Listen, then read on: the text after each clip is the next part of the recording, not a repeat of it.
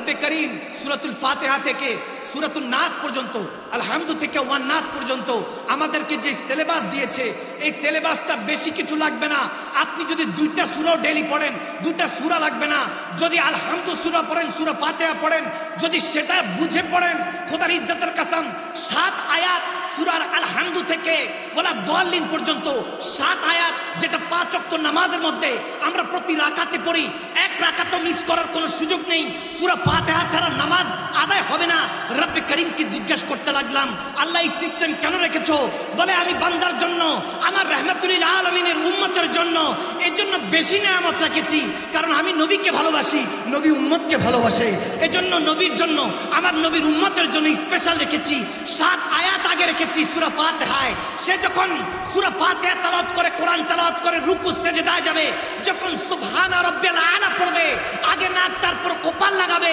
বলতে দেরি নেই, মিনহা খলাকনাকুম, জমিন থেকে যখন সাদা আসবে, আওয়াজ আসবে, আমি জানিয়ে দিব যে জাহান্নামের 7 আগুন ওই বান্দার জন্য আমি হারাম করে দিয়েছি। সুবহানাল্লাহ।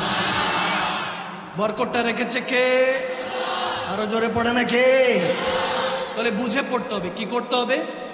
ইমাম শাফি রহমতুল্লাহ আলাইহি, ইমাম আজম ইমাম আবু হানিফা রহমতুল্লাহ আলাইহি, লাশ উঠেছে জেলখানা থেকে, কষ্ট করেছেন। ইমাম বুখারী ওনার শহর থেকে ওনাকে বের করে দিয়েছে।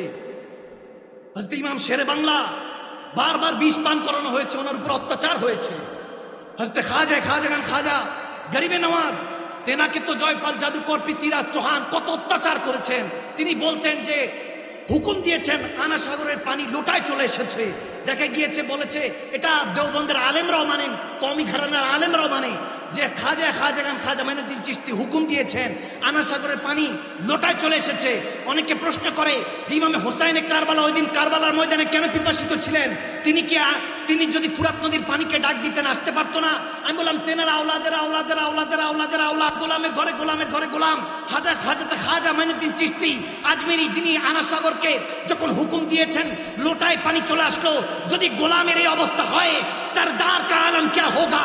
আরে জনাব, খাদেমদের যদি এরকম অবস্থা হয়, যেই খাজায়ের হুকুমে আনা সাগরের পানি চলে আসে, জিজ্ঞেস করছো বান্দা, সেই খাজা যিনি 90 লক্ষ বেদিনকে কালমা পড়িয়ে মুসলমান বানিয়েছেন, তেনার মাকাম যদি এদিন হয়, তাহলে ইমামে হোসাইনে কারবালা তেনার ডাকা লাগতো না।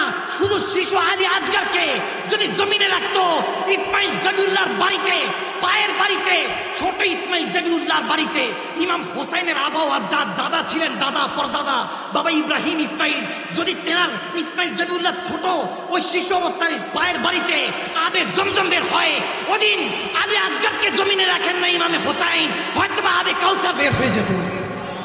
সুবহানাল্লাহ বলে আল্লাহ। হাবিব, আপনি বলেন, আমি 8-10টা যে তোমরা আছো দাঁড়ায়, সবাই তো তোমাদের মতোই মানুষ। কোরআনই আছে, আবার একই কোরআনে আছে কাদ জাআকুম মিনাল্লাহি নূরুন ওয়া কিতাবুম মুবিন। আমার আল্লাহ হুজুরকে নূর বানিয়েছে। সুবহানাল্লাহ। কোরআনই বাশার, কোরআনই নূর।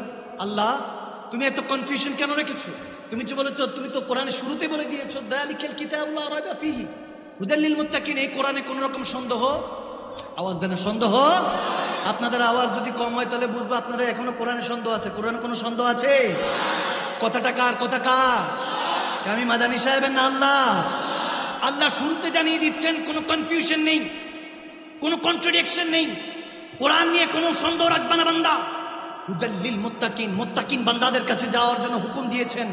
আমার আপনার জন্য কোরআন আল্লাহ পাঠান নাই, মুত্তাকিনদের জন্য পাঠিয়েছেন। আমি আপনি পড়তে যাব ওই ইউটিউব শরীফ, ফেসবুক শরীফের যাদের থেকে দেখে দেখে শুনে শুনে আমাদের মতো মূর্খ আলেমদের কথা শুনে যদি আপনি কোরআনকে অবজ্ঞা করেন, কোরআনের কোনো কথাকে, কাতি আয়াতকে যদি আপনি অবজ্ঞা করেন, সুম্মা মাআযাল্লাহ, আপনার ঈমান ওই মুহূর্তে চলে যাবে, যেটা আর কখনো ফিরে আসতে পারবে। আল্লাহ না চাইলে কখন আর পারবে না। জিজ্ঞেস করলাম, আল্লাহ তুমি কোরআনের মধ্যে এরকম আয়াতে কারিমা কেন দিলা? এখন আলিফ লাম মিম ইয়াসিন তাহা আল্লাহু রাসূল আলাম। এখন যখন ওলামায়ে কেরামদের কাছে জিজ্ঞেস করছি, বলতেছে আল্লাহ রাসূল এগুলোর অর্থ ভালো জানে। বললাম, আল্লাহ কোরআন তো সবার জন্যই পাঠিয়েছো, 6666 আয়াত। যদি তুমি এরকম কনফিউশন রাখো, কোথাও তুমি বলতেছো আমি কোনো বেমিসাল, আমার কোনো মেসাল নাই, তখন তুমি আবার এই কোরআনের মধ্যেই বলতেছো যে তোমার কোনো মেসাল নাই। যেমন আল্লাহু নূরুস সামাওয়াতি ওয়াল আরদ মেসালিহি, এরকম এসেছে যে আমার নূর এবং আসমানের মধ্যে জমিন আসমানের মাসালান, আমি বলতেছি জমিন আসমানের নূর আমি। এখন আল্লাহ তোমার তো কোনো মেসাল নাই, লাম ইয়ালিদ ওয়া লাম ইউলাদ, তুমি তো কাউকে জন্ম দাও নাই, কারো থেকে জন্ম নাও নাই। এখানে এক জায়গায় তোমার মেসাল আসতেছে, আবার এক জায়গায় বলতেছো আমার কোনো মেসাল নাই। এক জায়গায় তোমার নবীকে তুমি বাশার বলছো, মানুষ বলছো, আরেক জায়গায় তুমি নূর বলছো। আল্লাহ কোনটা মানবো? তাহা ইয়াসিন, তারপর তুমি বিভিন্ন রকমের আয়াতে কারিমা রেখেছো যেগুলোর অর্থ আমরা ঠিকমতো জানি না। এখন ওলামায়ে কেরামরা এগুলো জানেন, আহলে সুন্নাত ওয়াল জামাতের আকাবিরিন যারা আছেন, আমার পাশে যারা বসা কাদরি সাহেব হুজুর কেবলা, ওনারা জানেন। ওনাদের কাছে যা জিজ্ঞেস করলে হয়তো বলতে পারবো, বুঝাতে পারবো যে আয়াতে কারিমার কিছু নিয়ম আকিদা আছে যেগুলোকে রেড জোন বলা হয়। যেমন হরফে মুকাত্তাত, মুতাশাবিহাত, মুহকামাত, কিছু উরফিয়াত আছে যেগুলোকে নিয়ে আকিদা বানানো যাবে না। যেমন ইয়াদুল্লাহি ফাওকা আইদিহিম, আল্লাহর হাতের কথা কোরআনে আছে। এখন হাত মানলে জেসেম, জেসেম মানলে বডি। এখন সুম্মা মাআজাল্লাহ, আমার আল্লাহ তো বডি থেকে, হাত থেকে অনেক উপরে, অনেক ঊর্ধ্বে। জিজ্ঞাসা করলাম, আল্লাহ হাতের কথা, ইয়াদুল্লাহ আল্লাহর হাত, আল্লাহ তোমার হাত দিয়ে কি বোঝানো হয়েছে? ইমামগণরা শিখাচ্ছেন, ওলামায়ে কেরামরা আমাদেরকে শিখাচ্ছেন যে এই হাত দিয়ে আমাদেরকে আল্লাহ বুঝাতে চেয়েছেন আল্লাহর হেফাজত, আল্লাহর হাত নয়। এখন জিজ্ঞেস করলাম, আল্লাহ এরকম কনফিউশন কেন রেখেছো? তখন আমার রব্বে করিম ডাক দিয়ে বলতেছে, তোমাকে আগে হুদাল লিল মুত্তাকিন, মুত্তাকিনদের কাছে যেতে হবে, তোমাকে গৌসে আজম দস্তগীরের কাছে যেতে হবে, তোমাকে আলা হযরত ইমাম আহমদ রাজা চৌখানে যেতে হবে, গৌসে মজ ভান্ডারার কাছে যেতে হবে, শাহনশাহ মেরা বাণী কদমে যেতে হবে, শাহনশাহ সিরিকটের কদমে যেতে হবে, ওলি আল্লাহর কদমে যাও। যখন ওলি আল্লাহর কদমে গেলাম, যারা আলা ইন্না ওলি লা ইলাহা খাউফুন আলাইহিম ওয়া লা হুম ইয়াহজানুনের মালিক, যাদের অতীতের গুনার ভয় নাই, ভবিষ্যতের জাহান্নামে যাওয়ার ভয় নাই, যাদেরকে আল্লাহ বলতেছে তাদের কোনো খৌফ নাই, তারা আমার বন্ধু। কারণ কেন? তারা দুনিয়ার কাউকে ভয় করে না, একমাত্র রব্বে করিমকে ভয় করে, আমার রবকে যারা জান ও মাল দিয়ে ভয় করে। আল্লাহ তাবারক ওয়া তাআলাকে যারা হাফিজ করে ফেলেছেন তাদের কাছে যাওয়ার কথা বলেছে। যখন তেনাদের কাছে যেতে লাগলাম, তখন তেনারা আমাদেরকে শিখাতে লাগলেন যালিকাল কিতাব, এটা সেই কিতাব যার মধ্যে কোনো সন্দেহ নাই। জিজ্ঞেস করলাম আল্লাহ ওয়ালিদেরকে, এই কিতাব তো ছিলই না। আমার নবী যখন আল্লাহু নূরুস সামাওয়াতি ওয়াল আরদ এরকম ভাবে যখন কোরআনে আর আয়াতগুলি আরশ থেকে নাজিল হচ্ছে জমিনে, যখন লৌহে মাহফুজ থেকে জমিনে আল্লাহ পাঠাচ্ছেন, ইকরা বিসমি রাব্বিকাল্লাযী খালাক আয়াতে কারিমাগুলি যখন আসতেছে, তখন আমার নবী জুবান দিয়ে বলছেন। কেউ লিখে রাখতেছে কলা গাছ পাতায়, কেউ চামড়ার মধ্যে, কেউ মুখস্থ রাখতেছে, হাফজ করছে। আমার নবীর পর্দার পরে, ইন্তেকালের পরে, জাহিরি পর্দার পরে যখন হুকুম দিলেন আবু বকর সিদ্দিক, তেনার হুকুমে হযরত ওসমানে গনি শেরে খুদ আলী সহ হাফিজ কোরআনরা এটা একত্রিত করেছে, 4 খাতা করা হয়েছে কিতাব, তারপরে এটা সারা পৃথিবীতে ছড়ানো হয়েছে। এর আগে তো কিতাব ছিলই না। জিজ্ঞেস করলাম, আল্লাহ তুমি বলতেছো এটা সেই কিতাব যে কিতাবে কোনো সন্দেহ নাই, অথচ এই কিতাব তো ছিলই না। তখন আল্লাহর ওলিদের কাছে যাওয়া শুরু করলাম। ওলি আল্লাহরা ডাক দিয়ে বলতেছে, নাদান বান্দা বুঝছস নাই, যখন রব্বে করিম লৌহে মাহফুজ থেকে কোরআন পাঠাচ্ছে, দুনিয়া ল হয়ে যেত, আসমান জমিন না করেছে আল্লাহ আমরা সহ্য করতে পারবো না কোরআনের তাজাল্লি।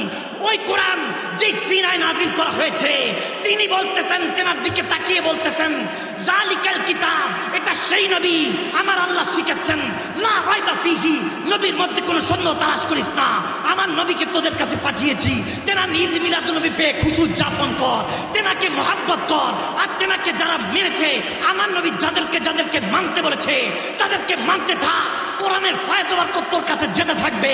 যখন নবীর সাথে নবী সিনা টু সিনা ফানাফির রাসূল হয়ে যাবে, তখন আমার নবী পর্দা সরিয়ে দিবে, বান্দা তোর সাথে আমার নবী দেখা করবে। যখন নবীকে দেখবি, মান রানি ফাকাত জাল হাক, নবীকে যখন দেখবি, নবী হলো খোদা দেখার আয়না, নবীকে দেখলেই আমার রবকে দেখার সুযোগ হয়ে যাবে, সিজদা দিতে দেরি হবে না। আসসালাতু মিরাজুল মুমিনিন, নামাজ তোর জন্য মুমিন মেরাজ হয়ে যাবে। যেমনি ভাবে সমস্ত পর্দা উঠিয়ে আমার হাবিবের সাথে দিদার দিয়েছি, তেমনি ভাবে নামাজের সিজদা যখন যাবি সুবহান রাব্বিল আলা বলতে দেরি হবে না। আমি 70,000 পর্দা সরিয়ে আমি রব তোর বান্দার সাথে দেখা করার জন্য চলে আসবো। সুবহান আল্লাহ।